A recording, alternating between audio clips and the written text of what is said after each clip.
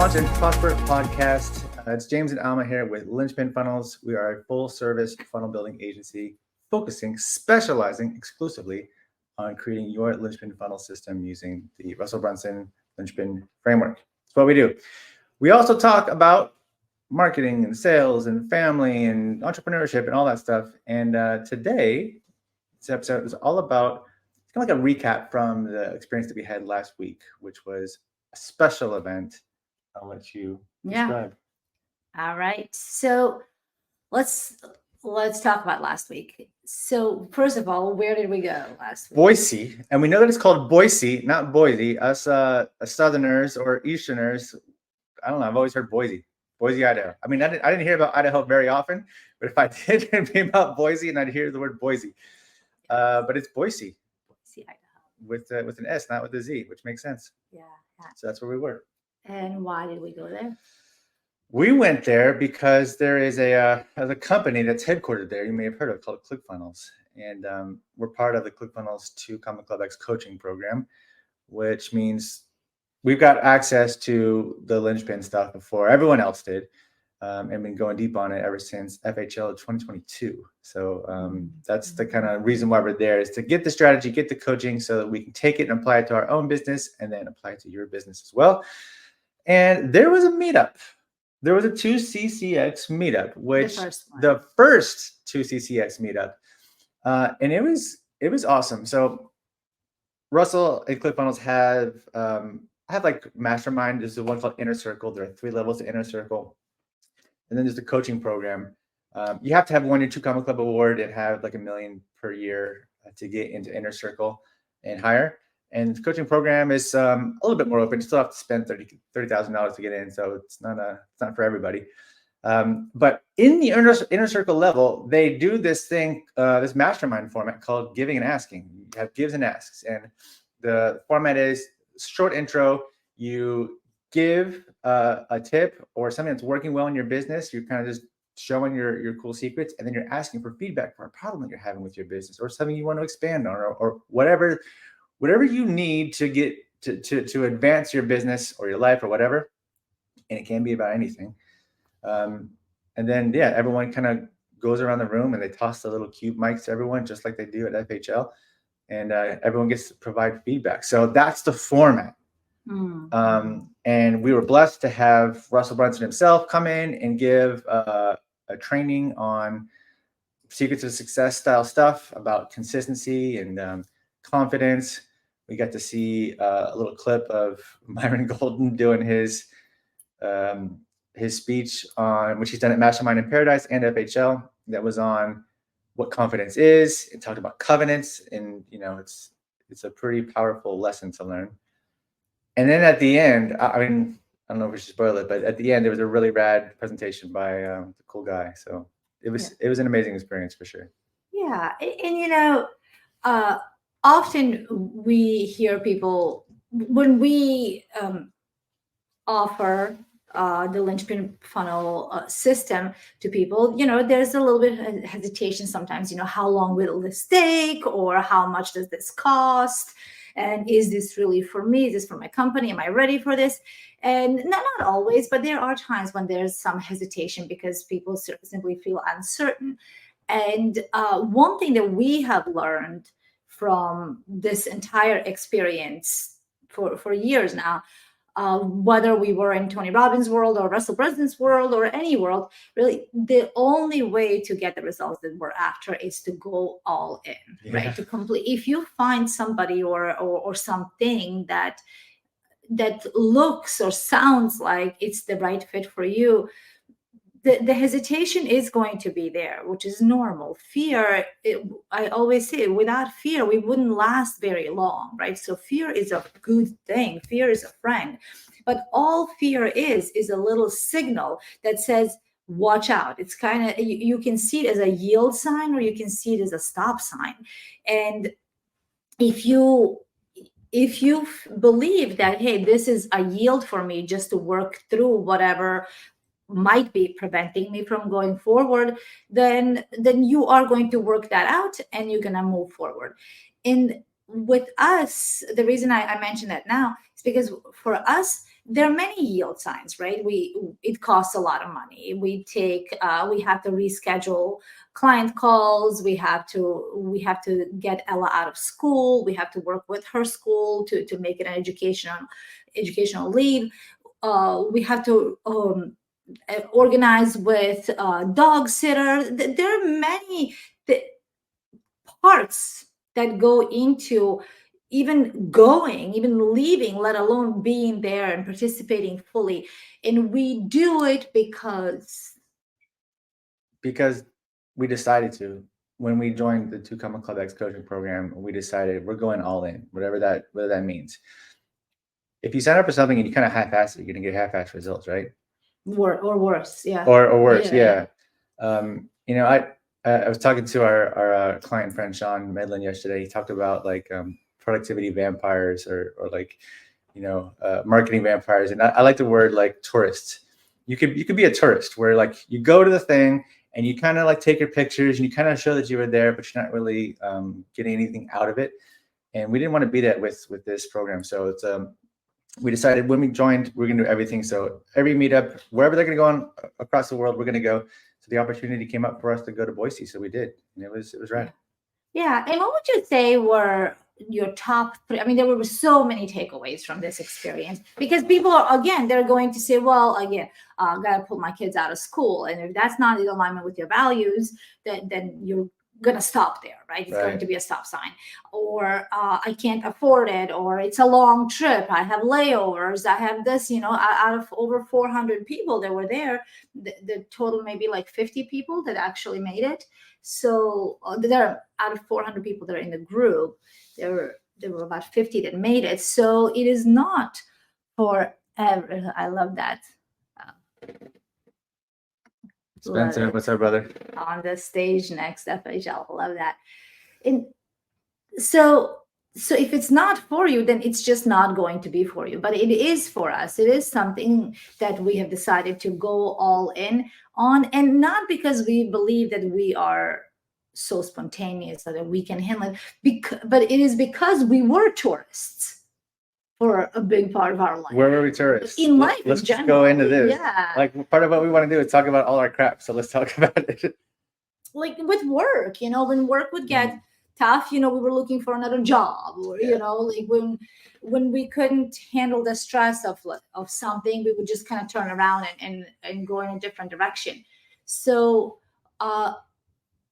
like even living in Florida, like we did not maximize it. We were like still tourists. We were just kind of like dabbling in that. We did anywhere even when we would go to, I don't know, to Paris, we would just kind of like walk the street of Paris. We wouldn't like go deep into it and go do all the excursions. We just kind of like, we have been those people who just barely scratched the surface in experiences. Even in our marriage, we were like, oh, this is how it's supposed to be, and we're together, we're great, we're loyal to each other. But like when like all deep into it, we didn't know the depths that we were capable of diving into. So now that we, you know, how you do one thing is how you do everything. When you go deeper into parenting or your relationship or business or location, your environment, then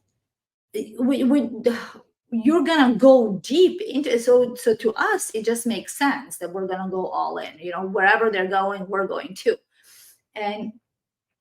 But so there's so many things to do. There's so many things to talk about today. But well, I want to extend this tourist thing, because as you were talking, what unlocked for me was the fact that, like, yes, we were tourists. And I think what it really speaks to is like a willingness to get uncomfortable. If you're a tourist, that means you're kind of taking in information and not taking action. And the reason why you wouldn't take action, well, there could be many reasons, but what's coming up for me is like, it's uncomfortable. It might require a behavior change, probably will. It might require some belief changes, super uncomfortable. It might require you to go to places that you've kind of like locked in your psyche because of reasons, you know, like that's the whole like trauma thing. These are reasons to not dip down beneath the surface so much and kind of just keep things even. But the problem with that is, you know, I like to think of in terms of waves. if you have the amplitude of a wave over time, if you attenuate it and kind of bring it to where the frequency and the amplitude is really like this, you're just not going to have much of life. But like in order to get up here above that, you have to be willing to go down there. And so I think their unwillingness to go down and feel that crap has been a big reason for not achieving the peaks. And I think that over the past few years, roughly around since when we joined 2CCX, we were willing to feel that crap and go to places and just level up as a result. Yeah, and really just utilizing all the tools and resources we have gotten thus far. I love to use the metaphor of, the wheels are turning even when they don't look like they're turning, right? Yes. And for years we've been in the whole mindset world, and sometimes you think the wheel is not turning, right? When you have this giant machine and it's like made up of all these little wheels, and when you look closer, you notice that it's turning. Just even if it's a quarter of a millimeter, you still notice the turning. And if you keep going, if you keep cranking it, eventually it's going to be noticeable. So for us, it has been years in the working. It's just that over the last couple of years, we have started seeing a solid turning of the wheels. And we don't do that until we have a solid why, right? Until we have something that's a reason. And for us, we are parents. So I got all day long, but really, our daughter, she's going to necessarily listen to what I'm saying. She's going to do what I'm doing or not do what I'm doing. So as Tony Robbins says, your life is either an example or a warning.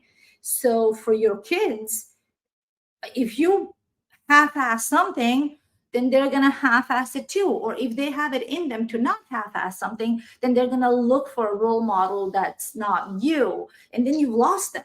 If your kids look at role models that are outside of your family unit, then you're kind of leaving up to chance. I don't know. Then maybe she'll look at a stripper as a role model for all I know, right? So I got to make sure that we keep that in especially our family. In the era of influencers and people shaking their ass on TikTok. Like they're directions we wanted to not go down, for sure. Yeah. So when we have a strong enough why, when we have strong reasons to behave certain ways, to lead in a certain manner, then anything else is just not an option, right? It just is.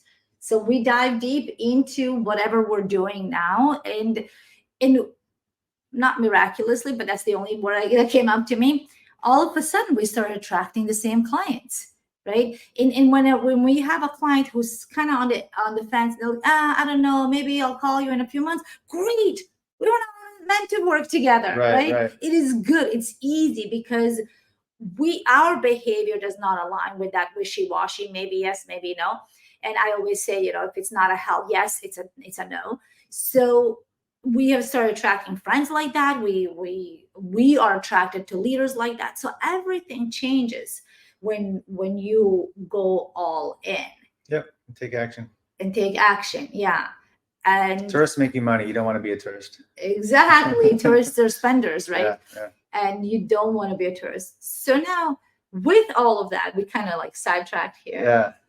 Yeah. You have something to add? No, I'm ready. Ready to go. So, what would you say are your top 3 takeaways from it? There are a million. I mean, on the drive back from the airport, we talked about a lot of them. I think one of them really is one of the biggest takeaways for me has been just doing something hard in front of my family, because part of doing this was getting up on stage and talking in front of everyone. And it's not the biggest room in the world, but it's a bunch of people that are in it, and some people are more advanced, they have more success, some big names in the back of the room just kind of hanging out. So you want to definitely bring your best stuff in your A game. And I think the most important set of eyes were those of my daughter. It's important for me to go up there and do well, and I feel like I did. So showing up for yourself, showing up for your family, doing something hard, and really focusing on delivering and adding value to the room. I chose to talk about something that has been successful for me, which has been this consistency with posting thing. So that was, you've probably seen a lot of my posts as a result of that talk have been around that. But essentially, it's been a year since I decided to make a post every day, and there's been a lot of things that have come from that. So sharing some of the reasons why you would do it, the tactics and ways to ensure that it happens, was what I talked about. And I got a lot of great feedback. One of the guys, Mike Hancock, his ask was going to be around that, so it was a really good matchup. A lot of people also said that it was really valuable. So I think stepping up there, doing something hard, I was hella nervous. I changed how I was going to talk about it, like up until the last minute before I went on. Also, I was number 2. Nicole was number 1, and I was number 2. So it was kind of a blessing, but I was definitely like, oh man, it would have been cool to see some others go first before I went. But it went really well. So yeah. So doing something hard in front of your family and speaking on stage, because that was one of those things where you always said, oh, it's not something that I want, I'm not into it, right? And then you did it, and it's so gratifying, right? Again, that's that fear trying to trick you, right? It's like, oh, it's not for you. You don't even like that. You don't even want that, right? And it's just because there's a part of your mind, a part of your brain that's actually afraid of something. And if you don't test that, if you don't try to go for it, you'll never know. You may end up dying and still with a belief that serving a large scale is not for you.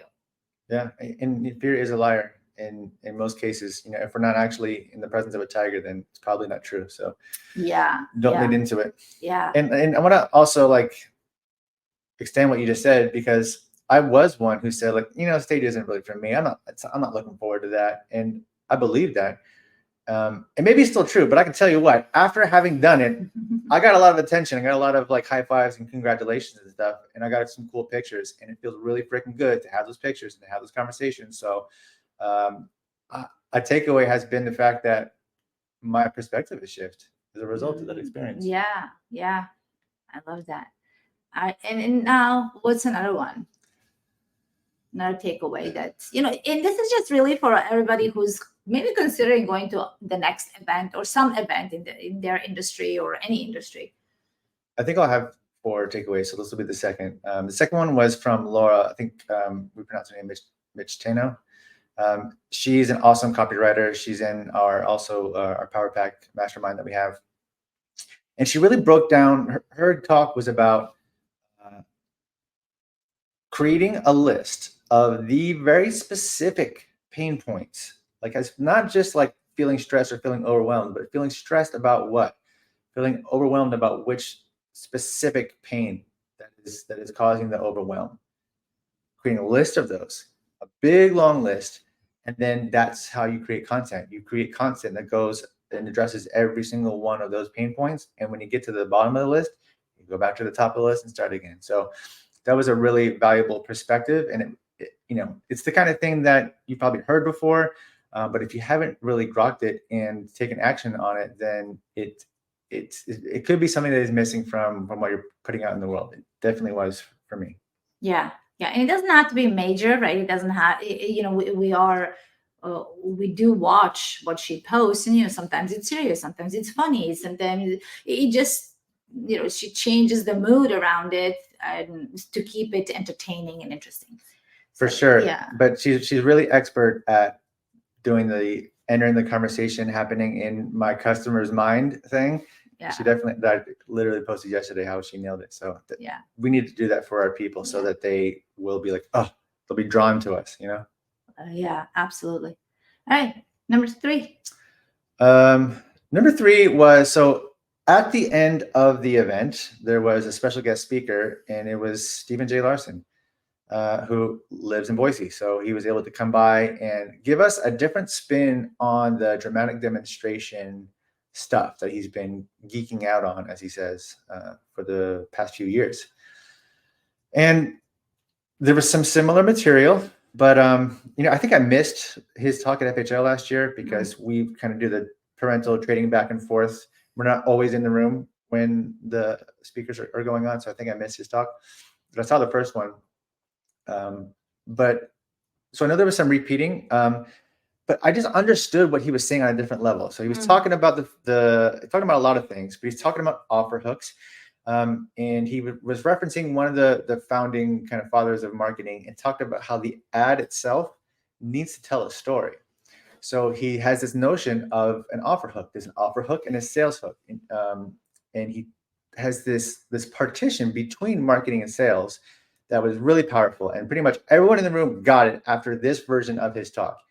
And he had a bunch of slides and a bunch of ways to talk about the point, the central point, which was that marketing is what happens up to the point where someone says, I'd like to know more, or how much is it? At that point, we transition to sales. And that our marketing needs its own hook. Why should I pay attention to your sales message if I don't even know if it's for me or not? So he's got this entire format called the offer hook that goes through, basically tells a story about, you're aligning with a person. You talk about the things that haven't worked in the past. There's a third thing I can't remember. And the fourth thing was like an action oriented, like what's the next step? That's where the mobilization and the draw comes to get someone to find out more.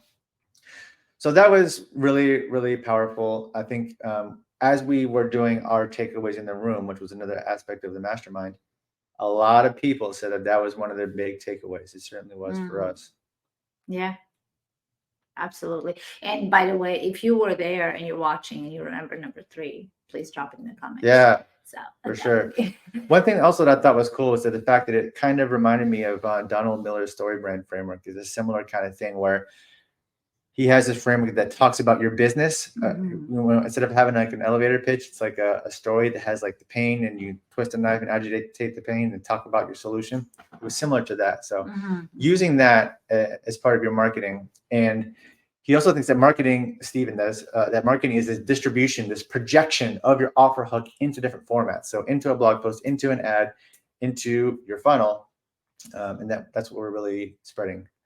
Also, important takeaway. We build sales funnels. We don't build marketing funnels. We're not getting curiosity to get someone over to the funnel so that we can market them. We have to have filtered our person down already with our marketing and get them over to the funnel so that we can sell them. Yeah. It's an important distinction. We build sales funnels, not marketing funnels. Yeah, and which is so important to recognize when we do what we do with our clients, again, like attracts like. So our clients kind of think the way we have at least thought, if not think at the moment. But there will be sometimes resistance to marketing, to posting on social media, to getting the testimonials, to doing all of the marketing stuff, right? And we believe that if we do all of that, if we just stop the resistance and just do it, right? Just do it. Stop questioning and stop resisting and just do it. If we stop all of that, then we don't have we don't have to resort to ads, right? Because we are very much about organic. We at the very beginning, we spent a couple $1,000s on ads, and that burned us. Like, oh, wait a minute, this is too expensive, and we get nothing for it. So we're big on organic, at least starting organic and going to a degree. And then when you grow your organic following, then you can retarget those followers who already know, like, and trust you, and you can put ads in front of them. Then it's an easy sell, right? And your ads are a little bit cheaper. But when we, with all that marketing and serving and giving and letting the world know what you are about and who you do and who you do it with and why you do it and where you do it and how you do it, all of that stuff, all of that marketing, just do it, right? Just let's post stuff. Let's get it. Let's gather these testimonials. And then it's an easier sell. And if we do that consistently, then we stand out and above all the other people who are trying to sell something quickly. And that was major for me. That was something that it's that's how I translated it, that whole message. You mentioned resistance, and that's something that Russell talks about in the Secrets of Success stuff, which you haven't checked out. It's really rad. The idea comes from Stephen Pressfield's War of Art. And it's this notion that, like, whenever we want to go do something, but then we feel that fear, kind of getting back to our first point, that's resistance. Resistance is always present. Russell likes this quote from C.S. Lewis that I don't remember precisely, but it's something like it's like leisure, even play is of dire importance. Every moment, every second is claimed by God and counterclaimed by Satan or the devil. And it's this notion of, like, there's this constant tug of war, push and pull, like resistance versus action, of God versus devil, of light versus darkness. And you have to choose which one you're going to give into, and that's going to dictate the results that you're going to get. So resistance is present. We overcome it. We put our stuff out there. Failure is never as bad as we think it's going to be. We level up and come at it again. Yeah, and I love that topic because I could talk about resistance all day because it is so important. Like, we live across the street from a park, and right now in the mountains, the spring season is just beautiful, right? There's color everywhere. The trees are blooming. Some trees are just popping out some green leaves, flowers everywhere, different types of flowers. But the weather, the temperature changes quickly, right? One day it's like 37, tomorrow is 72, and it's the spring season thing, which for James is still an adjustment. So Florida boy, not used to this. Yeah, and when we're driving, we drive by the park, and on a 72-degree day, everybody's in the park. There are people picnicking, there are dogs running around, kids running around, people drinking their coffees or kombuchas or whatever the heck they're drinking, and it's people are playing, picking flowers. The park is full, right? On a 52-degree day, not so much, right? About half of the people. Must be some resistance there. There must be some resistance. Yeah. On a 37-degree day, you pretty much have the park to yourself, right? If you're running, like we are, the park is yours. You can do whatever you want to do in the park. The path is clear. But all those people have answered to the resistance. Yeah. Right? They're like, oh, it's bad weather, right? It's like bad day, it's gloomy, bad weather. There's no bad weather. There's just weather, right? And when that's how I think of resistance. Anytime there's a drop in temperature in the room or in the park or in a work environment, you are going to have majority of the people answer to resistance. They're just going to say, okay, nope, not going to do it. Can't do it. Too cold, too bad, or whatever. And that is an opportunity. That is where the opportunity comes up, right? It's like, oh, here it is. Here's this 20-degree drop in temperature. And I know I can survive it. It's not negative 67, right? It's not that cold. It's not that windy. It's not snowy, right? And I've seen people that they run in negative 47 below zero. But those are like the extremes, right? Those are maybe the Russell Brunsons of the world. And why not you too, right? But whenever we have any resistance, it is always an opportunity to make it a stop sign or to make it just a yield and say, isn't this interesting how I'm resisting this?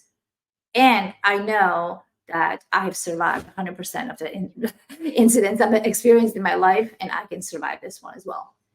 So, yeah, I took that one. It's a big one. Yeah. Yeah. So there's one more takeaway, and this could really be a long one, but a major so we talked a little bit about being a tourist, and being a tourist is like not going to the thing, right? Being around people who are at the event means they've figured out their kids, they figured out their flights, they figured out client work and all that kind of stuff. You are surrounding yourself, you're selecting a group of people that can figure some stuff out. Mm-hmm. And what's cool about that is you're around a bunch of people that are very capable and can figure stuff out. They don't give in to resistance. So the conversations that you have around those people is a different level relative to when you're among a less select group of people. There's less, oh yeah, I'd love to, but there's less excuses. There's fewer reasons why something can't happen. There's more reasons why things can happen. And not only that, when are we all going to agree to implement the thing that we just learned about so that we can level up? So there was a lot of that. So the takeaway is putting yourselves in a select group of people, overcoming your own obstacles and your own resistance to get there, puts you in company with others who did the same thing. Once you're there, you have different frequency of thoughts, different frequency of conversations. There's a pride that I felt being in those spaces, in those rooms, knowing that everyone here had to figure some stuff out to get there, had to overcome obstacles to get there, which made me want to bring my A game to every conversation and to see how I could help people. So it was really just a recognition that overcoming obstacles puts you in the place where you can make connections and level up, get business, and advance yourself much more than you would if you had not gone. Yeah, and to add on to that, you get noticed by other people, right? And yes, you're noticing there are people are not making excuses, but other people are noticing you too, and you never know who is watching, right? Who can see the value in what you are sharing and get curious. Hey, how could I invite this person into my world and have them serve my clients and give them more exposure and help them grow their business, and we can collaborate. There's just this world of opportunities that opens up just simply because you say yes and you do the work. And yeah, for sure. One of the event coordinators, Brent Competers, was saying, like, we talk, we're watching all you guys, and there are a couple of you who, we're talking about basically extending invites to do more things. People get on Funnel Hacking Live stage, not just because they're sending a bunch of emails from the outside, but because they're giving from within. There was this notion of showing up frequently, showing up to the calls, to our coaching calls, getting your face seen, getting your name known. And it's marketing, right? It's more touch points, it's more appearances. The more you show up in that realm with people that are on the mountain that you wish to ascend, the more they're going to recognize you, see you, and if they're ahead of you, reach down to help bring you up. So that was another kind of micro takeaway that came from that. Yeah. And for me, there are a few. One major one, obviously, is just seeing some people who've become family. It's there are some people in that group, especially, I don't know if they watched, but Olga and Larry, Keith, and their family. They're just kind of, I'm as comfortable with them as I am with any really, really close friend, and I'm as comfortable with them taking care of my kid as I hope they are with me. So even though we've only seen each other maybe 6 times in life, right? So it's there's just this level of camaraderie that you have that you don't have to question it, right? They understand why you travel the world and do this. They understand time zone changes. They understand that what it takes to get organized and actually make it. They understand the expense. They get the whole thing. So there's just this whole understanding and that takes place. So so there's that, and then we had some members of our Power Pack, which is our mastermind, our small mastermind, that we adore and just love them. And meeting some of them in person, that was so powerful. And again, because you have this connection, you just kind of, you see their face and you're just drawn to them, and you just pick up where you left off last week. There is no real getting to know each other. There's none of that awkwardness. And on top of that, icing on the cake, the fun experiences that you get by going to these new places. Like Idaho was never on our radar. Never. We've gone to Japan before we went to Idaho. Like Yep. we would. So going to this new to us place and experiencing it, and we went skiing with the families, and just kind of maximizing the environment that we were in. It's so enriching to our own being and to our family experiences. And Ella is journaling when she goes on these trips, so she may not remember all the moments, but then when she does read her journals, she's going to say, oh yeah, we did that, oh I forgot, I skied on the West Coast, and things like that it's just worth it. There's nothing can actually replace the experience that you're having.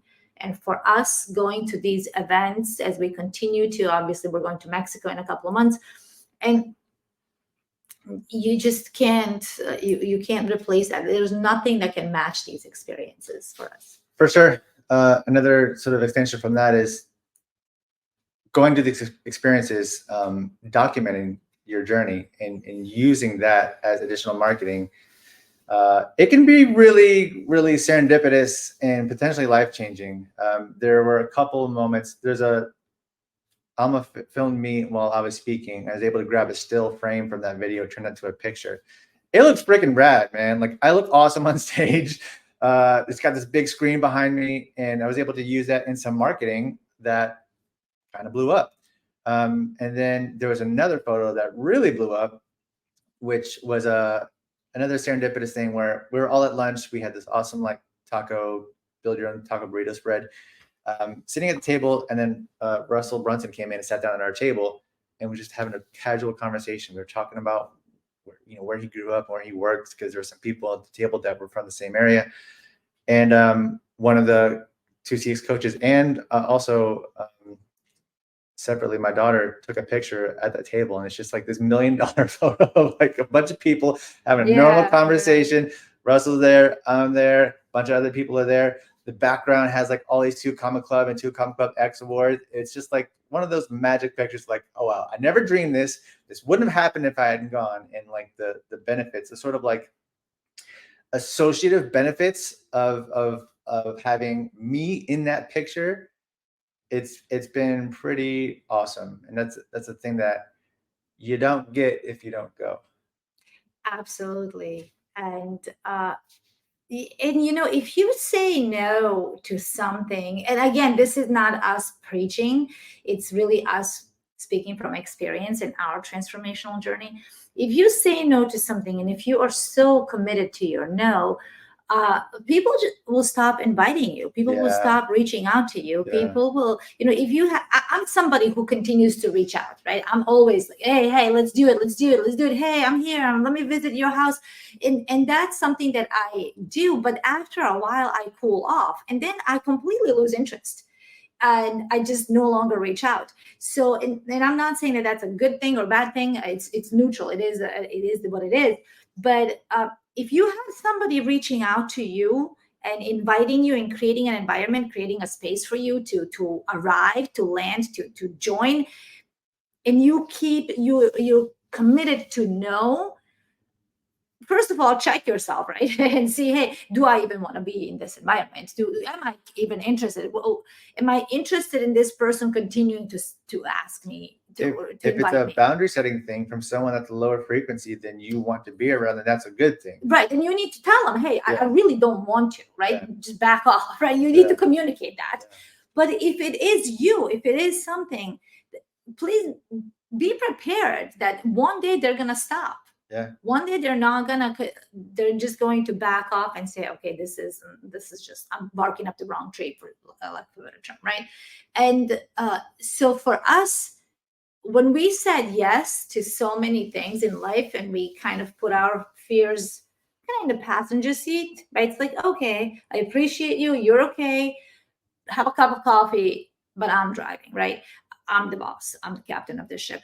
And when when we started doing that, we started getting invited more. Yeah. We started, and which urged us to say yes to more things.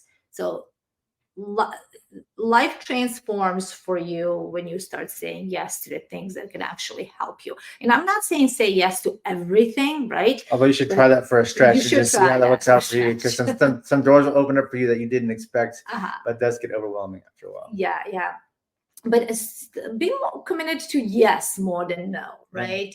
Because we know what it's like to be committed to no, and it just doesn't work in your favor. It doesn't. It's resistance. It's It's darkness. It's the devil. It's Yeah. you know, it keeps you from the things that you really truly want in life. So our, I guess, assignment to you, if you will, what we would love for you to try is to make a list of all the things that you have a habit of saying no to. And without judgment, get curious about that list.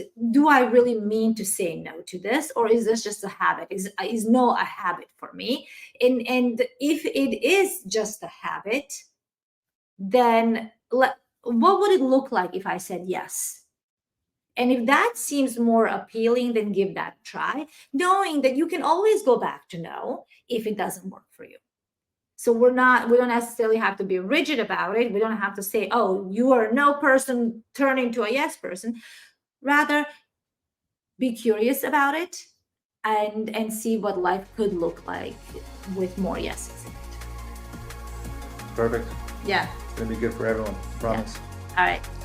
All right, guys. Thanks for being with us on this episode. We will wrap this up, spit out some reels in the next few days, and get the episode up probably by Monday. So thanks for being with us, and we'll see you next week.